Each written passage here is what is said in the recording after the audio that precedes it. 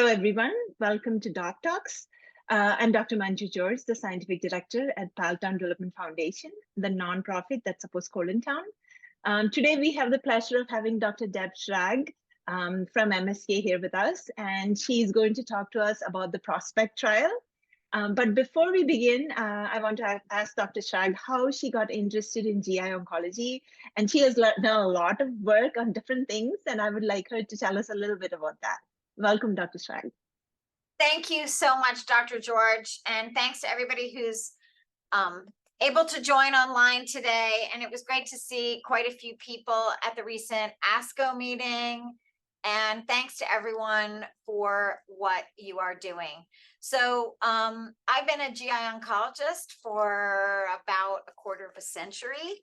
And I think, I got into it because when I was a house officer, an intern and a resident, I had some patients who I just really connected with, and they had some GI malignancies, colorectal cancer, and those encounters left a really strong impression on me. And I started reading about it and got interested in the research and trying to understand what caused these diseases, why we were seeing more of these diseases occur at younger ages, concerned about nutrition and what we're eating and environmental exposures and also genetics. So right at the time I was training in the mid-90s was when we first identified inherited cancer susceptibility. So it was right when first BRCA1 in about 1994 when I was still in training. And then shortly thereafter, we figured out the genes for HNPCC. And really every couple of years, we've discovered something new in GI cancer. So, over the course of my career, I have had the privilege of participating and taking care of so many patients. And, early on, the prognosis wasn't so good, and it's just gotten better and better and better. Not only do we cure more patients, but even when we don't cure people, we help people live longer and better. We're still not where we need to be, but I've seen so much progress. I remember when irinotecan was a new drug. That's how old I am. I remember when oxaliplatin was a new drug. I remember when we first got the first box of cetuximab it came in a box and it was part of an investigational trial. And the compound was called Imclone C225. And the first early phase study had a 22.5% response rate. And we were joking that we should have named it 99.5. That was, and had a higher, then it would have had a higher response rate. That was in 2004. At that point, we were giving lots of cetuximab to everybody, but then we figured out that cetuximab doesn't work for people who have EGFR mutations, and nobody likes that nasty acne rash you get from that drug. So we were able to start testing people for EGFR mutations and really bring precision medicine to GI cancers, colorectal cancer in particular. So I think, every few years we've had a major breakthrough discovery. When I started, it was pretty much 5-FU and leucovorin.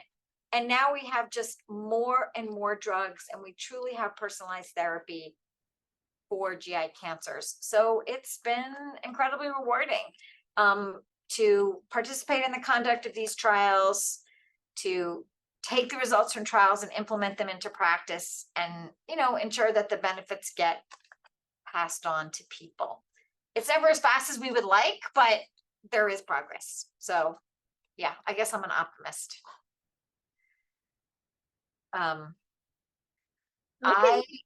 Thank you very much. I'm happy to talk about the latest study that I recently presented at ASCO, which took a very long time to conduct. And I can give you a little bit of context. That would be helpful. Yeah. So at the recent ASCO meeting in Chicago, I presented the results of a trial that looks at changing up the way we approach curative treatment of locally advanced rectal cancer. And this is the Prospect trial. And this study was done as part of the NCI's National Clinical Trials Network and was really a collaboration of surgeons, medical radiation oncologists, radiologists, pathologists, of course, statisticians from across North America, mostly the United States, but some Canada as well. So I think probably as known as most of you, globally, there's about 800,000 new cases of rectal cancer that will be diagnosed in 2023. And about half of those diagnoses present with locally advanced rectal cancer. There's probably about a quarter on either side, a quarter with really early localized rectal cancers, and about a quarter who unfortunately present with metastatic disease. So we've, for the last 30 years, been giving pelvic chemoradiation, and that is radiation to the pelvis with a little bit of either intravenous 5-FU, oral capecitabine, essentially because it helps the radiation work better. And the reason we do this is it helps reduce the risk of rectal cancer coming back in the pelvis, which is a terrible outcome. And I remember from my training, these are folks who come in and say, I can't sit down. It feels like I'm sitting on a tennis ball, and it's miserable and it's terrible. And it was not uncommon. It was occurred in up to, a quarter or even a third of patients back in the 70s and 80s. And when radiation began to be applied consistently as a result of clinical trials starting in the 90s, the incidence of local recurrence dropped dramatically and there was less suffering. So I just want to start by saying that radiation was hugely beneficial and hugely important and an incredible advance when it was introduced really in the 90s as a result of trials. And for that reason, it has been the standard of care for how we approach rectal cancer treatment for really since 1990. A very important trial was published in 2004 that showed us that if we're going to give this pelvic chemoradiation, it's better when we give it preoperatively than we give it postoperatively. It doesn't influence how long people live or how likely they are to be cured, but it's better tolerated. Quality of life outcomes are better. So since 2004, so now about 20 years, we give pelvic chemoradiation before surgery.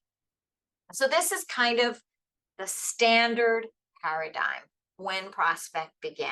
We have some more investigational approaches recently, but we give pelvic chemoradiation with 5-FU or capecitabine over 5.5 weeks.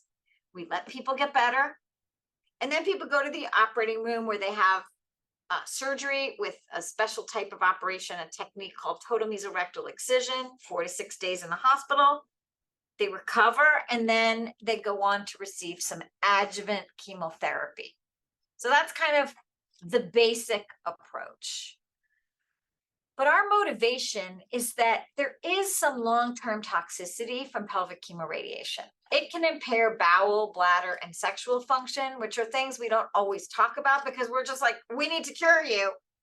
Okay, you'll put up with these things because our goal is to cure you. But when we're treating patients who are younger and younger, these are non-trivial. There's an increased risk. It's slow, but there is an increased risk of pelvic fracture and second malignancies many years later. There's a concern. We sometimes see that once you've radiated the pelvis, it can be harder for your bone marrow to have resilience and reserve, which is really an issue if we need to give people lots of chemotherapy in the future. For women, and really more for women, infertility and premature menopause are consideration. And again, that's relevant because of what we know is the increasing diagnosis of rectal cancer before the age of 50. So here we are, it's the end of the aughts, and we've had all these incredible advances. We've had better chemotherapy, FOLFOX, that really came on board starting in around 2004, 2005. Surgical technique has gotten better. Because of colorectal screening, we actually are seeing fewer grapefruit-sized rectal cancers. People are more aware, there's more screening. on the part of patients and physicians.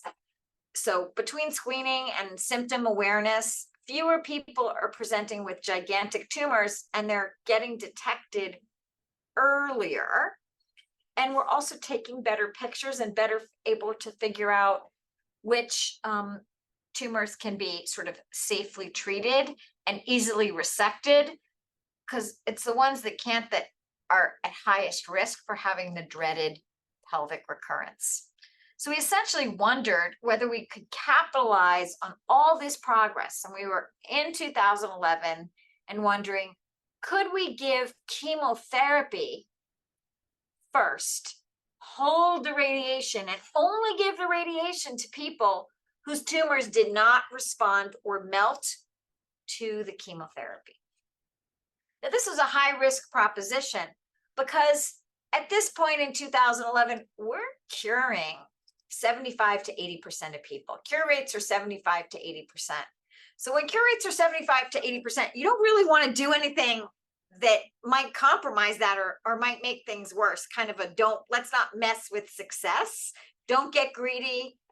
You're trying to optimize quality of life and get rid of these sort of nuisance things. But really, people want to live and survive, even if they have to put up with this. So you can imagine that this was a little bit controversial. But we forged ahead with a very carefully designed trial. And I'm proud to say that we had lots of patience. And thank you. If any of you are on the call, you will remember those meetings. They were in 2010, 2011, many iterations, doctors from around the country, polling, patient participation, patient advocates, mostly at the Alliance for Clinical Trials, bad coffee in hotel rooms next to the O'Hare Airport, which I remember vividly. But this was the study design that we agreed upon.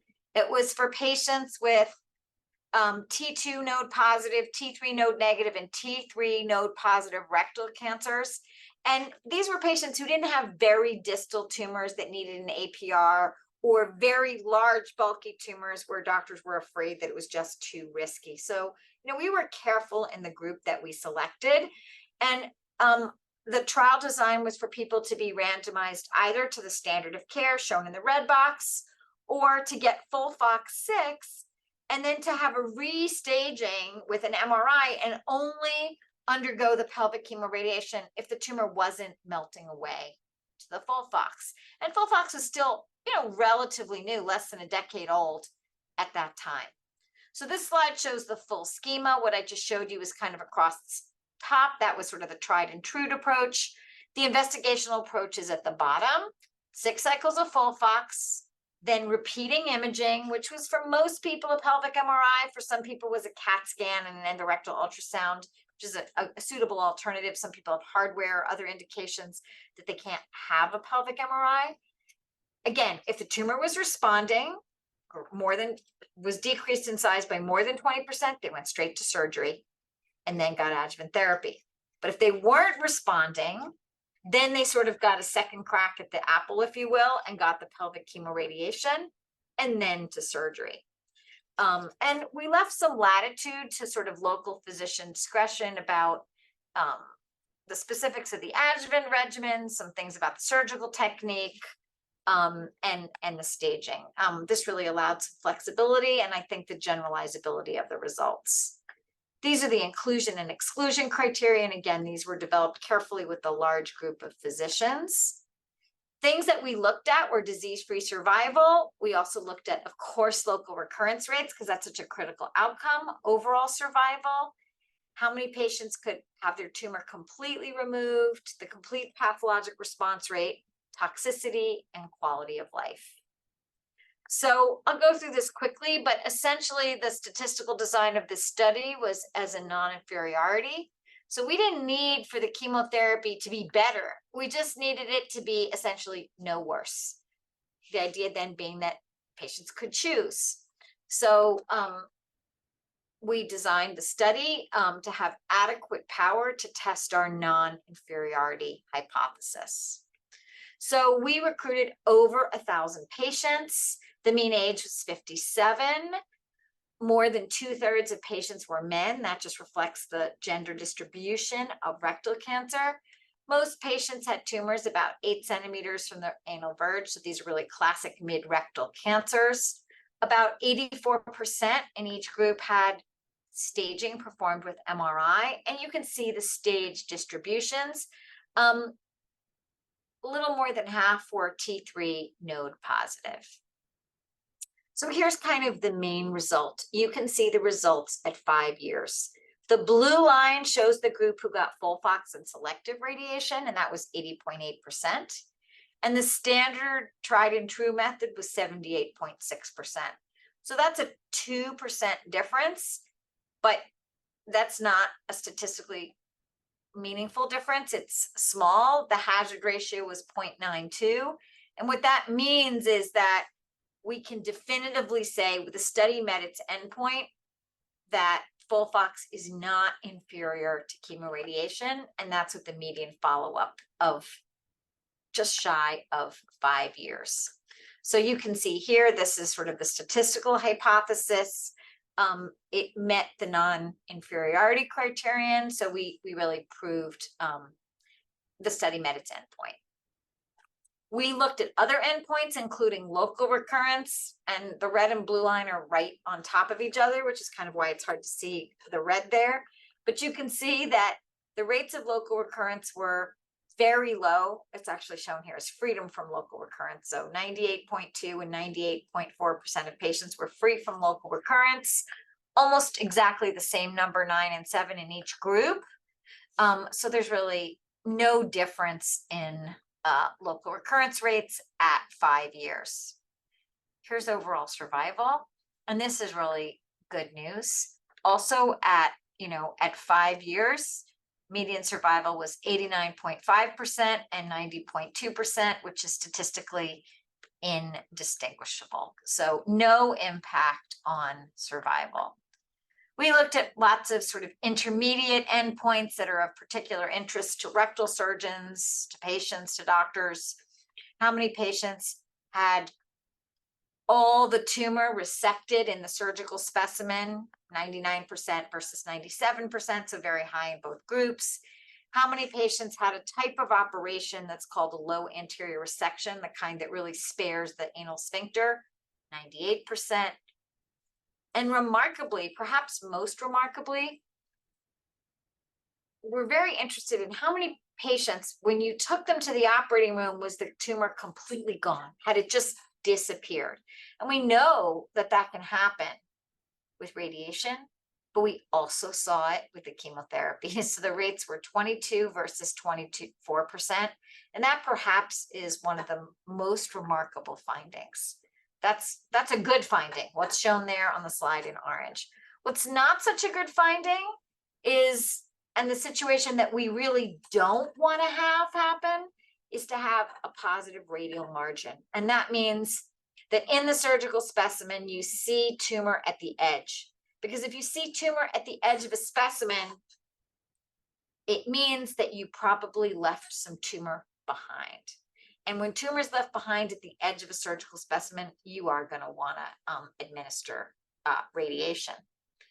You can see that the concern was, of course, that that could be much higher in the investigational group shown in blue, but it wasn't. It was 1.2% versus 1.5%, so very low in both groups. Of course, we also looked at the proportion of patients who got postoperative adjuvant chemotherapy, and this was very similar in both groups. People who need to be treated with rectal cancer, it is a marathon. It goes on and on and on and on, and people want to get done. And so we also looked at how long was the whole shebang from start to finish. People have got jobs and lives they need to get on with. And the median duration from the day patients were randomized to the day that they got their last dose of chemotherapy was very similar between the two groups, 35 versus 37 weeks. So again, the intervention arm wasn't no radiation, right? It was just, we're only going to give you radiation if you don't respond to the FOLFOX. And only 9% of patients randomized to FOLFOX went on to get the preoperative chemoradiation. And they did so for essentially two reasons. Either the restaging showed that the tumor didn't melt to FOLFOX, or in a few cases, not too many, but a few, they didn't actually tolerate the FOLFOX. Some people have cardiac issues from 5-FU and so on. And if we gave you FOLFOX and it wasn't well tolerated and it wasn't safe, it was like, okay, this is not safe, this is not working, we're going to treat you the tried and true pelvic chemoradiation. So that was, the total rate there was 9%. So we looked at toxicity in the study, of course, and essentially, I'm going to give you the upshot here, which is that it's kind of a wash. It's just timing. If we give you the FOLFOX, because of the neuropathy and fatigue associated with chemotherapy, and because it's 6 cycles, 2 weeks apart, or 12 weeks, you've got higher symptoms, higher severe symptoms in the preoperative period. So the blue intervention group, more toxicity, 41 versus the standard, because it's only 6 weeks. So the period's half as long. And, you know, there's a little bit less fatigue, more diarrhea, less fatigue. But it flips exactly, almost exactly in the postoperative setting, where postoperatively, the red group has higher toxicity and the blue group, the intervention group, has lower. So it's really about timing.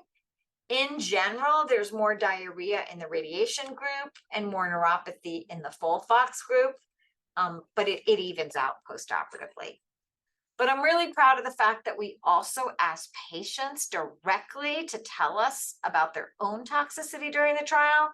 And I think, in my opinion, that this is the way we should do all trials. And I think this should be integrated into every single trial. We had 90% of patients do this. It didn't take a lot of time. It wasn't burdensome. It wasn't onerous. It was once a week. I mean, we could have done it more often. But essentially, patients told us how bad their symptoms were. And this shows you the data. Over 12 weeks, which is double the period of time, we got higher severe symptom scores for the FOLFOX and selective chemoradiation than for the chemoradiation. But you can see diarrhea was worse in the radiation group, shown in red. Appetite loss, fatigue, nausea, and neuropathy were worse in the FOLFOX group, which, yeah, people may wonder about, how did you get constipation? When we give FOLFOX, we give Zofran, and we give Zofran to control the nausea from chemotherapy, and the Zofran causes constipation. So that's why the constipation was higher. When we look, however, at symptoms that were reported as severe at 12 months, by which time we expect both groups to be well past the acute phase, the good news is that the rates of severe symptoms were super low in both groups. So the take home is, this is good. There's small rates in both groups, but the neuropathy was actually more severe in the chemoradiation group, which is kind of interesting. The intervention group got more of the chemotherapy sooner and earlier preoperatively, so their neuropathy was probably just better by 12 months, even though everybody was off it. It can take some time for the neuropathy to subside. We also looked at quality of life, and I'll walk you through this slide because I think, especially for patients, this is a really critical slide. So in the upper left-hand panel is overall health-related quality of life. And the FOLFOX group is shown in blue, and the standard of care chemoradiation group is shown in red. You can see that at baseline, quality of life for both groups is identical. The blue circle and the red triangle are superimposed because quality of life starts out the same. When we look a couple of weeks before people went to the operating room, so sort of at the pre-operative assessment, you can see that overall health-related quality of life, and this is a pretty crude 5-question measure, it's called EQ5D, it's quite standard, was actually better at that time point for the FOLFOX group. You can see that, and it's actually gone up. So for the blue group, it's actually gone up. So when, you know, people are starting to feel better as their tumors get smaller. 12 months post-operatively, you can see that there's a little bit of decline, but it's a decline in both groups. It's not huge, but it's, if you look at the y-axis, it's pretty small, but it's there. And at 24 months, it's better in both groups, but the blue line is better. But we had very stringent criteria for statistical significance, and those differences between the blue line and the red line didn't meet the statistical significance threshold. So formally, we would have to say there's no formal difference in quality of life, but there's clearly a trend for the FOLFOX being easier. When we look at bowel function, again, it starts out similarly, but the bowel function improves more quickly and better for the intervention group than for sort of the control group. But again, rates kind of converge and aren't so different at 12 and 24 months. Where we see the biggest difference is in sexual function, and we use validated instruments to ask both men and women. They're slightly different questions. And those p-values there show you that those differences were statistically significant. So you can see, I'm just going to go through the slide with the men. The sexual function sort of starts out and is identical, and pre-operatively, it's worse than baseline for both groups. Now, sexual function, when you've just finished either chemotherapy and or radiation or about to have surgery for rectal cancer, you can kind of imagine maybe it's not your top of mind priority, and it's declined for both groups, but pretty similarly. But in the red group, it continues to get even worse at 12 months and has declined still further. Whereas in the blue intervention group, it kind of plateaus, right? It never goes back to baseline, but it kind of plateaus. Whereas in the red group, it doesn't really recover very much. And you can see actually an even starker difference in the women, or in female sexual function. Are these quality of life metrics perfect? Of course not. They're not. So there are important limitations, as for all trials. We excluded patients who were really high risk, who had very distal tumors, very large tumors, lots of big and large lymph nodes. We had some patients who didn't have MRI staging. Our European colleagues love to tell us how they get MRIs in everybody, but we can't do that, or we certainly couldn't do that before. Not everybody could get their MRIs paid for. So we had some CAT scans and pelvic ultrasounds. And I think a key issue is that there still may be some patients who, in order to achieve these high cure rates, we overtreat. We give folks more treatment than they might really need to achieve kind of the 90% cures that we're going for. When I started, we were at 70% cures. And it's just so amazing now that we're sort of pushing these cure rates higher. So when it takes this long to do a trial, it took us 5 years to accrue, and then we had to follow people for 5 years to make sure that the outcomes were good. Time marches on, and thank goodness other strategies have emerged. That includes shorter courses of adjuvant FOLFOX that we learned from the IDEA study that I believe, Dr. George, I'm sure you've had people talk about. Some of my collaborators were part of that initiative. There's other ways of delivering radiation over short course that's often very good for, particularly for people who are sort of at the extremes of age. Total neoadjuvant therapy, I'm sure you've talked about. And now increasingly, particularly for very distal tumors, non-operative management. And for the 5% of people who have an MSI high tumor, actually immunotherapy can work. It's just unfortunately not so helpful for the other 95%, obviously the vast majority. So really our conclusion of this trial, and again, we have over 1,000 patients from across the United States that we can give neoadjuvant FOLFOX and only use radiation selectively, and that is a safe and effective treatment option for patients with T2 node positive, T3 node negative, or T3 node positive rectal cancer. And I just want to be clear, we can't say it's better than pelvic chemoradiation, but we can say it is non-inferior. And you saw those curves. The outcomes are identical. I think, I would say that when patients have choices, everyone wins. And so I'm proud that as a result of this trial, we have created new options for people. This was It's funded by the cooperative group networks, which I think many of you are familiar with, mostly North America, a little bit of Canada and Switzerland, just a little bit, but mostly North America. And I would say there were 1,194 amazing, courageous patients who participated in this trial. You guys are all heroes. 90% of you are alive and well. I'm sorry for the 10% who are not, but salute everyone's contributions.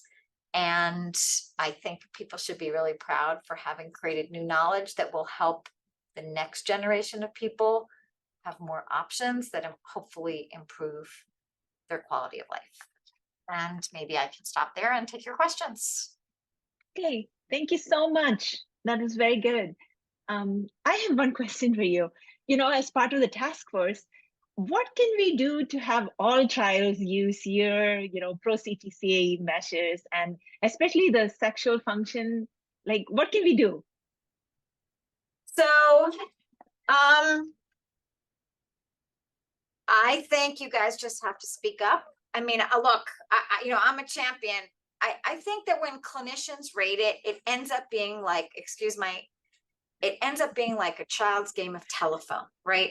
So what happens is I go in a room to see a patient, and we need to talk about the MRI, we need to talk about the surgery, we need to talk about the chemotherapy. There's a million things. And yes, I'm like, okay, tell me about your nausea, your diarrhea.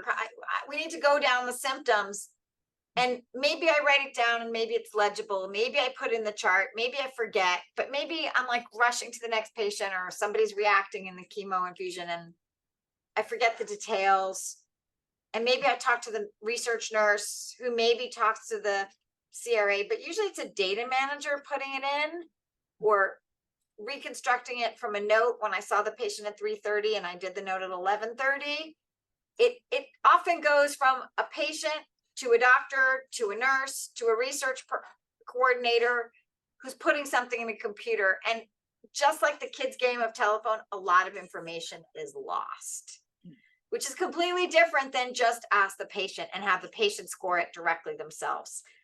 I think we just need to upend the way it's done and trust patients. And I think, I don't know, I've spent the last 20 years trying to show that the toxicity data aren't exactly the same, but there's no reason to think that the physician's assessments are more accurate. Yeah. It's just, they're not. What I will say is we understand a lot about how physicians score, and I'll just explain that briefly because it's kind of interesting.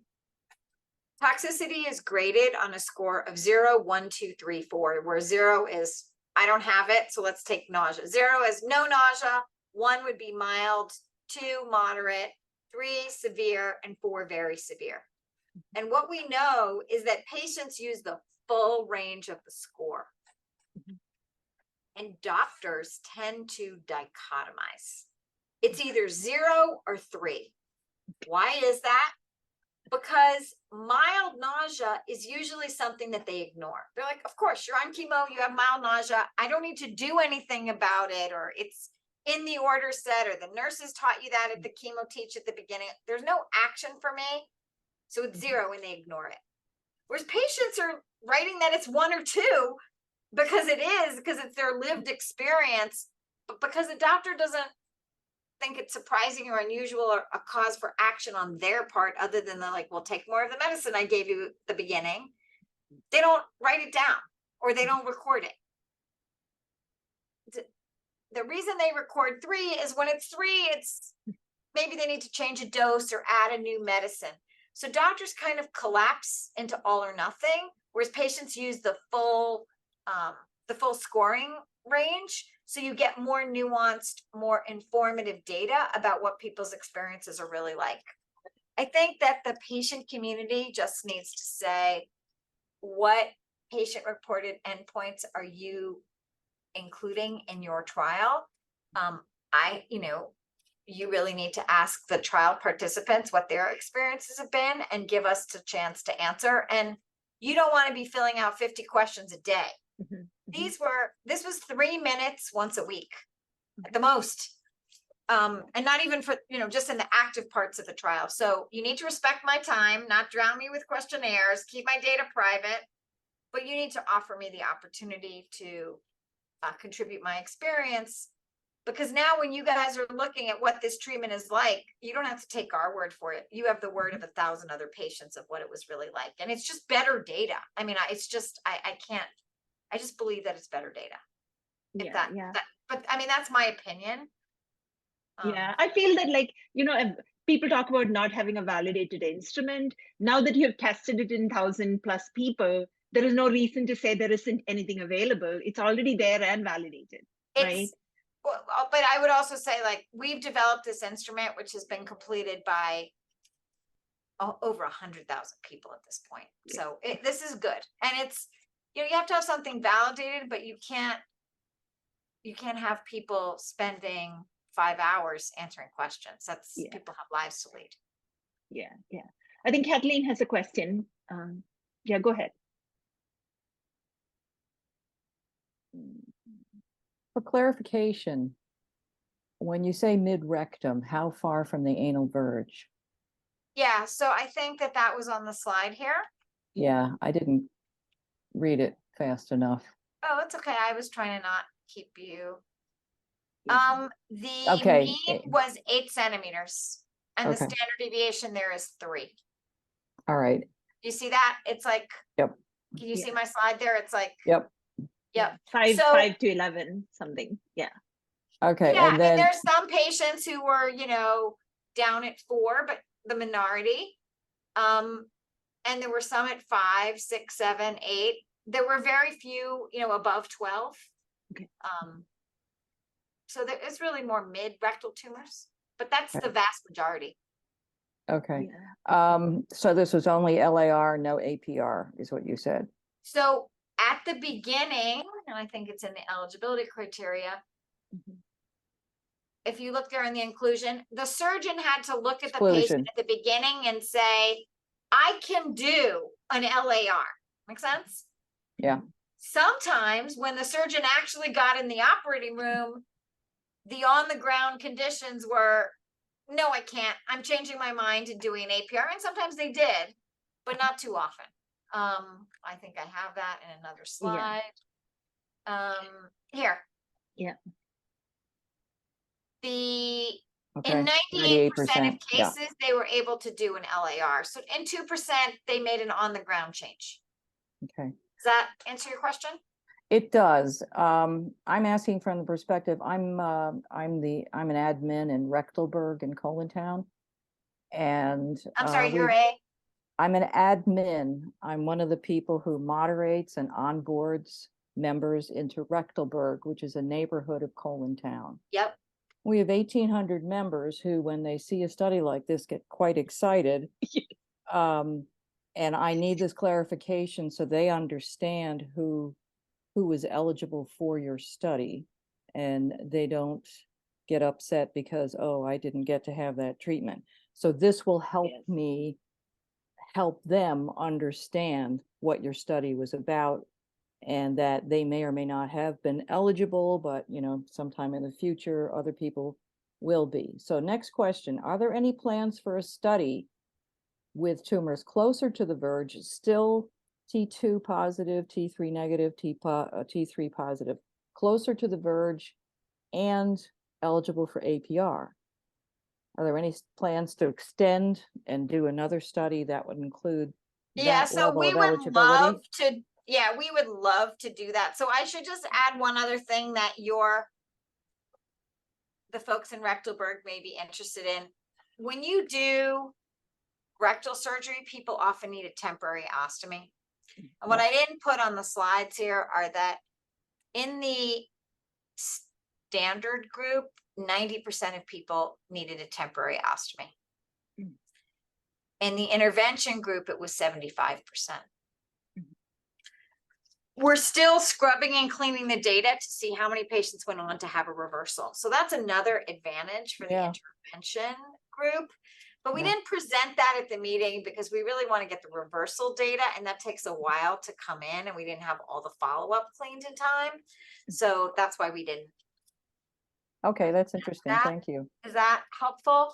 Yeah. And what I would say in terms of other studies is, you know, kind of these studies are like planes on a tarmac. You can't do a million studies at once. Yeah. And the study that there's the most interest in right now is to try to pursue for low rectal cancers, non-operative management, I know. which has pros and cons, but that's the priority. So that's the study that's kind of underway nationally by the cooperative groups right now.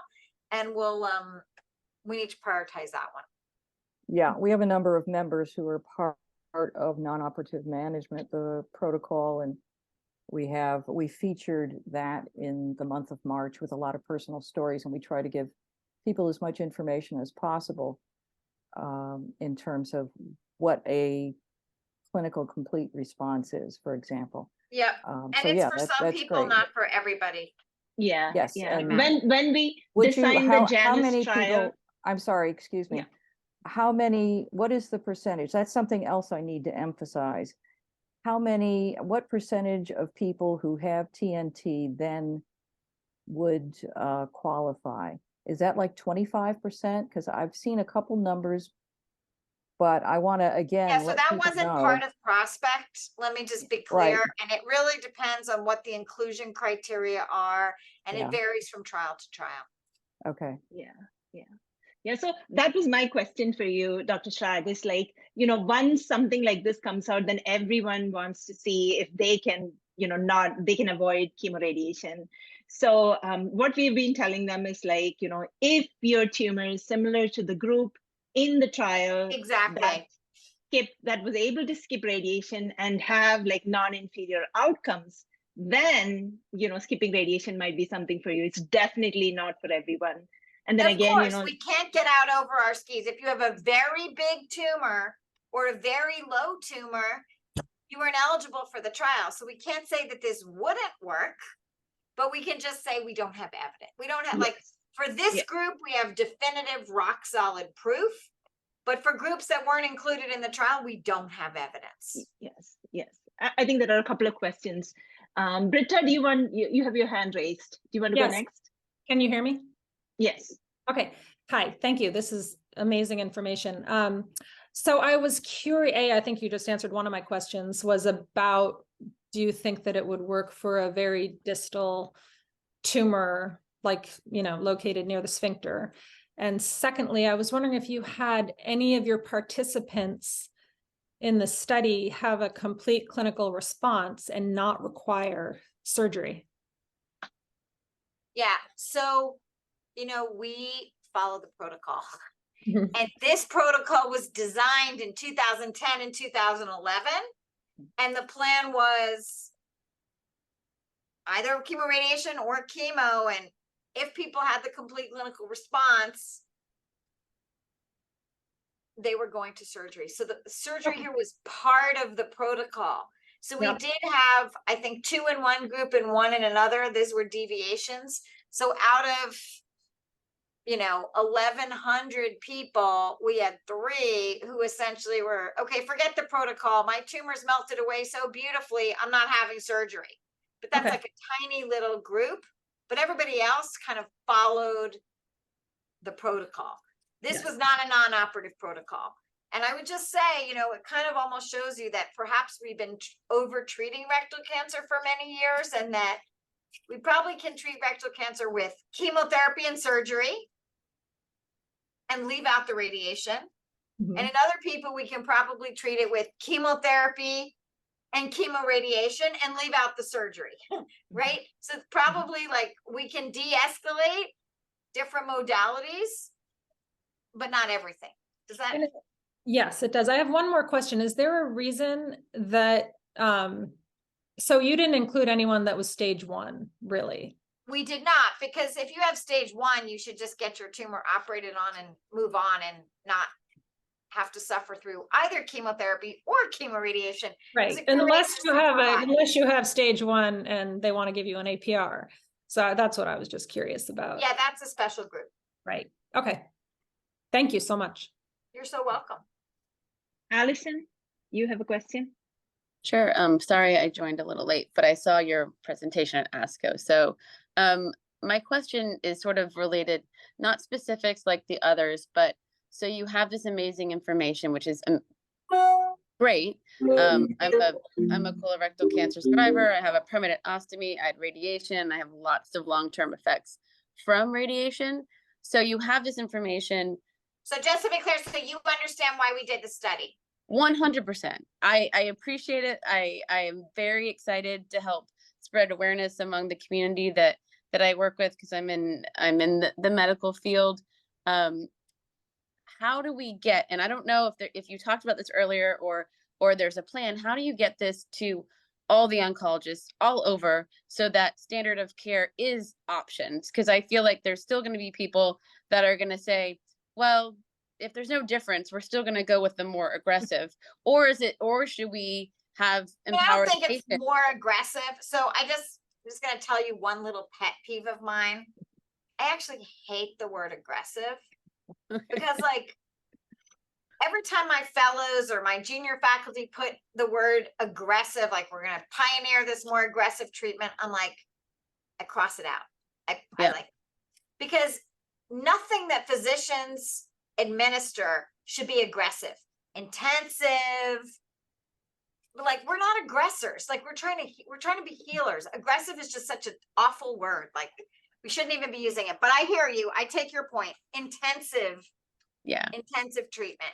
I think that we are physicians and we have to not get ahead of the evidence. I think we all know there's a lot of misinformation out there.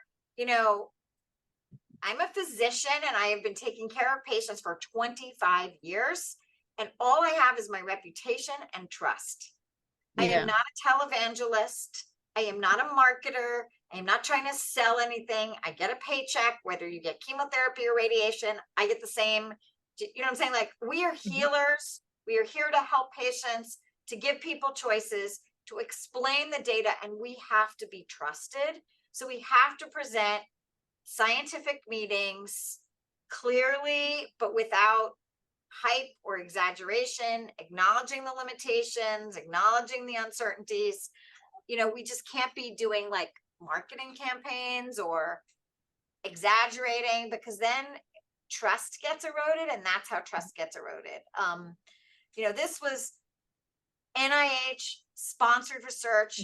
Everyone participated in the design, including patients. I don't know, for all I know, you were there at some of those meetings in Chicago, but I actually have the names of all the patients who were, so I actually don't remember you from there, but you know, we have to just be careful. So we can't really be proselytizers, because it erodes trust in the credibility of the integrity of what we're doing. And we need to be trusted. So I'm sorry, I don't have an answer for you, but we have to go to scientific meetings, and I don't know, I spend my nights and weekends making slides, and it's 7 o'clock and I still have patients to see, and I'm talking to you. So I guess we vote with our feet. That's my answer.